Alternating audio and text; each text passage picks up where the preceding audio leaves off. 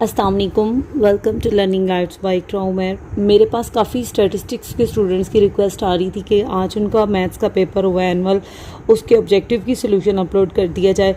तो ये second time का पेपर आपके पास, पेपर कोड है 6198 और फर्स्ट ईयर मैथमेटिक्स का ये पेपर है।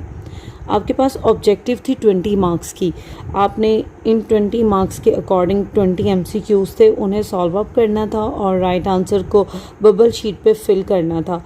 अगर आप एक्यूरेटली बबल शीट को फिल करते हो, मीन रिक्वायर आंसर के अकॉर्डिंग अच्छे से बबल शीट फिल करते हो, तो आपको एक MCQ के रिस्पेक्ट 1 मार्क्स अचीव होंगे। तो ये 20 मार्क्स के जो ऑब्जेक्टिव पेपर है इसे देख लेते हैं। आपके पास फर्स्ट पे है let A B are square matrix of order 3x3 and A determinant is equal to 2, then 2 of A determinant is equal to. अब आप देखें, आपके पास कोई A मैट्रिक्स था, उसमें आपके पास 3x3 का मैट्रिक्स है, A11, A12, A13, A21, A22, A23, mean 3x3 square matrix है। 3 रोज हैं, 3 कॉलम्स हैं, A31, A32 एंड A33। अब वो आपको कह रहा है कि इस A का जो डिटर्मिनेंट है वो है 2। अब आपने क्या करना है, इस A मैट्रिक्स को 2 से मल्टीप्लाई करवाना है। A से आपने 2A मैट्रिक्स इस तरह बनाया है कि आपने A मैट्रिक्स की तमाम एंट्रीज को 2 से मल्टीप्लाई करवा दिया। अब आपको ये इस न्यू मैट्रिक्स का डिटर्मिनेंट चाहिए, तो इस न्यू मैट्रिक्स आपके पास यूँ आएगा, आप लिखोगे 2A डिटर्मिनेंट। अब आप देखें, रो 1 में भी आपके पास 2 कॉमन है, रो 2 के में भी आपके पास 2 कॉमन है और रो 3 में भी 2 कॉमन है। इट्स मीन आप 2 कॉमन लोगे R1 से, फिर 2 कॉमन लोगे R2 से और फिर 2 कॉमन लोगे R3 से। तो अब आप देखें, आपके पास इनर में क्या रह जाएगा जब आप तमाम R1, R2 और R3 से 2 निकाल चुके हैं।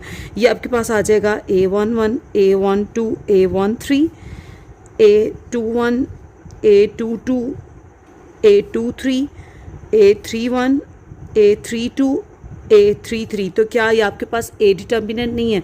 तो A डिटर्मिनेंट इसने ऑलरेडी आपको क्या दिया हुआ है, A डिटर्मिनेंट इसने आपको दिया है 2। तो ये आपके पास राइट आंसर आएगा। 2 2s are 4, 4 2s are 8, 8 2s are 16। तो 2A का डिटर्मिनेंट सिंपली आपके पास आ रहा था 16। ये तो मैंने आपको सॉल्व करके बता दिया, लेकिन इसका सिंपल जो सोल्यूशन था वो ये था कि हमने R1 से भी 2 कॉमन लेना था, R2 से भी 2 कॉमन लेना था, R3 से भी 2 कॉमन लेना था, और 2 को 3 टाइम्स जब आप कॉमन ले चुके थे तो A बच जाना था, और A का डिटर्मिनेंट ये आपको 2 दे रहा था। तो जब आप 2 को 4 टाइम मल्टीप्लाई करते तो आपके पास 16 आ जाना था। तो फर्स्ट का राइट आंसर था आपके पास B which is equal to 16। Second है आपके पास the fraction P of x divided by x square plus 1 will be proper rational fraction if the degree of P of x। आपको पता है रैशनल फ्रैक्शन वो फ्रैक्शन होती है जिसमें डिवाइज़र पर हायर पावर मौजूद हो, यानी कि वेरिएबल की जो हायर पावर है वो क्वेश्चन के वो फ्रैक्शन के डिवाइज़र में मौजूद हो। देखें, न्यूमिनेटर में आपके पास क्या पावर होगी कि आपके पास 2 से पावर डाउन पे रहे, ठीक है। तो देखें 4 3 2 1, जस्ट आप वेरिएबल की पावर 1 रख सकते हो, डिग्री 1 ले सकते हो, तो तब ये आपके पास फ्रैक्शन जो है वो प्रॉपर बनेगी, क्योंकि उसी सूरत में वेरिएबल की लोएस्ट पावर न्यूमिनेटर में आएगी और वेरिएबल की हायर पावर डिवाइज़र में जाएगी। आपके पास राइट आंसर था D is equal to 1। Third है आपके पास the sum of 10 AMs between 2 and 6 will be. अब आप देख रहे हैं आपने 2 और 6 के बिटवीन में 10 AMs ड्रॉ करने थे, तो फर्स्ट A1, A2 और यूँ आपने A10 तक जाना था, और लास्ट वैल्यू आपके पास आ रही थी 6। इस सीक्वेंस के अकॉर्डिंग आपके पास फर्स्ट वैल्यू है 2 और लास्ट वैल्यू जिसे AN कहते हैं वो है 6 आपके पास। अब आपने ये जो 10 AMs है इसका सम चाहिए, तो आपके पास फार्मूला होता है SN का, SN is equal to N/2 into A1 plus AN। अब देखें 10 AMs का सम चाहिए, तो N आपके पास आएगा 10 which is equal to N आपके पास क्या होगा 10/2, क्योंकि इसने आपको ये जस्ट जो 10 AMs आपने ड्रा किए हैं 2 और 6 के बिटवीन में, इसका सम आपको चाहिए। तो आप लिखोगे A1 की value which is equal to 2 + 6। तो जब आप 10 को डिवाइड करते हो 2 से तो ये आपके पास आ रहा है 5 और 2 + 6 आ रहा है 8। और ये आपके पास बन रहा है 8 5 40। तो थर्ड का राइट आंसर था आपके पास A which is equal to 40। Fourth है आपके पास let the root of the equation x square minus under root M x plus 1 is equal to 0 be real and equal then m is equal to. वो बोल रहा है कि ये equation है आपके पास और इसके रूट आपके पास इक्वल हैं। अगर रूट इक्वल हो तो डिस्क किसकी इक्वल होती है? 0 की इक्वल होती है। तो देखते हैं इसका सोल्यूशन। इक्वेशन थी X square minus under root M x plus 1 is equal to 0। A आपके पास था 1, जबकि बी था आपके पास माइनस अंडर रूट एम और सी भी आपके पास क्या था 1। आपने डिस्क फाइंड आउट करना था which is equal to B square minus 4ac। तो जब मैं डिस्क्रिमिनेंट में वैल्यू सब्स्टिट्यूट करती हूँ बी की जगह पे आना चाहिए था माइनस अंडर रूट एम का होल स्क्वायर माइनस 4a है 1 और सी भी आपके पास क्या है 1। अब आप देख रहे हो माइनस पे स्क्वायर है तो माइनस तो पॉजिटिव हो जाएगा और ये स्क्वायर रूट को काट देगा, यहाँ पे आ जाएगा m माइनस 4। अब हमें पता है कि इसने कहा है कि रूट्स रियल और इक्वल हैं। अगर रूट्स रियल और इक्वल हैं तो डिस्क को किसकी इक्वल होना चाहिए था? 0 के इक्वल। तो अब देखो इधर से m की वैल्यू आ रही थी 4, तो यही इसने पूछा then m is equal to 4। ये राइट आंसर था बी। फिफ्थ है आपके पास square matrix A will be called skew symmetric. एक मैट्रिक्स ए स्क्यू सिमेट्रिक तब होता है जब उसका हम ट्रांसपोज लें तो वो किसके इक्वल आ जाए? माइनस ए के इक्वल आ जाए। तो इसका राइट आंसर था आपके पास फिफ्थ का डी। सिक्स आपके पास let G is equal to 3 4 z है तो कॉम्प्लेक्स नंबर पे चले जाएंगे। Be a complex number then value of cos theta equal to, हमें पता है कि इसे कॉम्प्लेक्स फॉर्म में हम लिख सकते हैं 3 + 4 आयोटा। जनरल कॉम्प्लेक्स नंबर से कंपैरिजन करूं तो z is equal to x plus Y iota. आपने फार्मूला पढ़ा था चैप्टर नंबर 1 में x is equal to R cos of theta. तो आप r फाइंड आउट करोगे which is magnitude of z और इसका फार्मूला है आपके पास आ जाएगा x square plus Y square. तो r था आपके पास 3 का स्क्वायर प्लस 4 का स्क्वायर, स्क्वायर रूट लेके ये आपके पास आ रहा था 5, तो r था 5।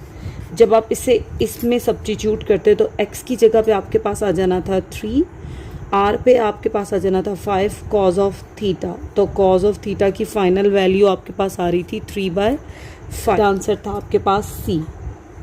नेक्स्ट है 7 MCQ आपके पास। If the sum of the root of the equation ax square plus bx plus c is equal to 0 और वो बोल रहा है कि इसका सम ऑफ रूट्स क्या है आपके पास इक्वल टू 1।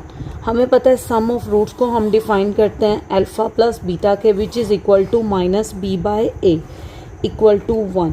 तो अब देखिए जब मैं इसे माइनस b/a को इक्वल टू 1 रखती हूँ तो माइनस b a डिवाइड हो रहा है राइट साइड पे जाएगा तो ये आपके पास आ रहा है a, नहीं रहेगा माइनस b, जब राइट साइड पे आएगा तो पॉजिटिव b, तो इधर आपके पास 0 आ गया। तो ये आपके पास फॉर्म बन रही है a plus B is equal to 0। इसके अकॉर्डिंग आपके पास राइट आंसर आ रहा है सी। अब देखें इसमें हार्मोनिक प्रोग्रेशन आपको दिया है 1/3 1/5 1/7 और आपने इसकी 7th टर्म फाइंड आउट करनी है, मीन a 7th आपको चाहिए। हार्मोनिक प्रोग्रेशन की डेफिनेशन है कि ये रेसिप्रोकल किसका है? अर्थमेटिक प्रोग्रेशन का। तो मैं सीक्वेंस पिक कर रही हूँ डिवाइज़र वाला 3 5 7 अप टू सोन। तो आपके पास a1 है 3, d आपके पास कैसे आता है? इनकमिंग टर्म से प्रीवियस टर्म माइनस करो तो 5 - 3 2, तो d आपके पास है 2। इसके अकॉर्डिंग आपको a7 चाहिए which is equal to a1 plus n-1 d। तो a7 यूँ ही रहेगा, a1 की जगह पे सब्स्टिट्यूट करोगे 3, n पे आप सब्स्टिट्यूट करोगे 7 क्योंकि आपको 7th टर्म चाहिए थी। तो 7th - 1 और d पे आप सब्स्टिट्यूट करोगे 2, तो 3 + 6 × 2 3 + 6 2 = 12 और ये आपके पास आ रहा है 15। ये a7 टर्म आपके पास अर्थमेटिक प्रोग्रेशन की आई है। तो HP की a7th टर्म क्या होगी आपके पास? न्यूमिनेटर में 1 और डिवाइज़र में आपके पास 15। तो आपके पास राइट आंसर था 1/15 जो कि आ रहा है B। क्यूज़ 9 था आपके पास। टोटल नंबर ऑफ ट्राइंगल यूँ ड्रा कर लें आप 1 2 3 4 5 साइड्स हैं 5, और आपने बताना है कि इसमें कितनी ट्राइंगल्स फॉर्म्ड हो रही हैं इस पॉलीगॉन में। तो हमें पता है ट्राइंगल की साइड कितनी होती हैं, मीन आर आपके पास आ जाएगा 3, तो आपको जस्ट कैलकुलेट करना था 5C3। तो ये आपके पास फार्मूला था नंबर ऑफ ट्राइंगल्स का।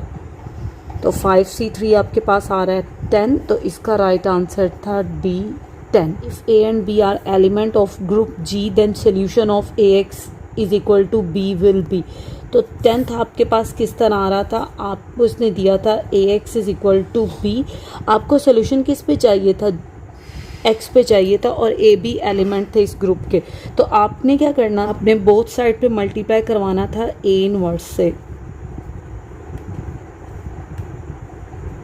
अब देखें A इनवर्स जब A से मल्टीप्लाई होगा तो ये आइडेंटिटी आ जाएगा, लेफ्ट साइड पे ये आइडेंटिटी बन जाएगा, और ये simply X A inverse B। Identity जब X वेरिएबल से मल्टीप्लाई होगा तो X, तो ये आपके पास राइट आंसर था X पे A इनवर्स B, जो कि आपके पास आ रहा है ये फर्स्ट। 11 है आपके पास, middle term in the expansion A plus to power 6 will be.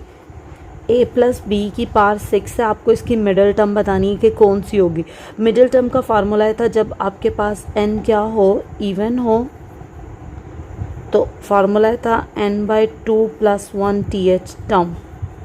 तो अब जब आप n की जगह पे सब्स्टिट्यूट करोगे 6/2 + 1, तो ये आपके पास आ रहा है 3 + 1 4, तो ये था T4 is the required term.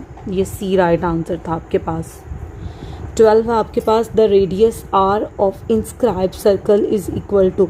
हमें पता है इंस्क्राइब सर्कल को इन सर्कल और इन सर्कल में रेडियस किसके इक्वल होता है, रेडियस इक्वल होता है डेल्टा ओवर S के। R is equal to delta over S। Next है 13 MCQ, area of sector of a circular region of radius R and central angle theta will be. Chapter 9 में जब आप 9.1 discuss कर रहे थे तो आपके पास स्टेटमेंट में क्वेश्चन था, ये आपने प्रूव करना था कि area of sector of circular region of radius R and central angle theta will B.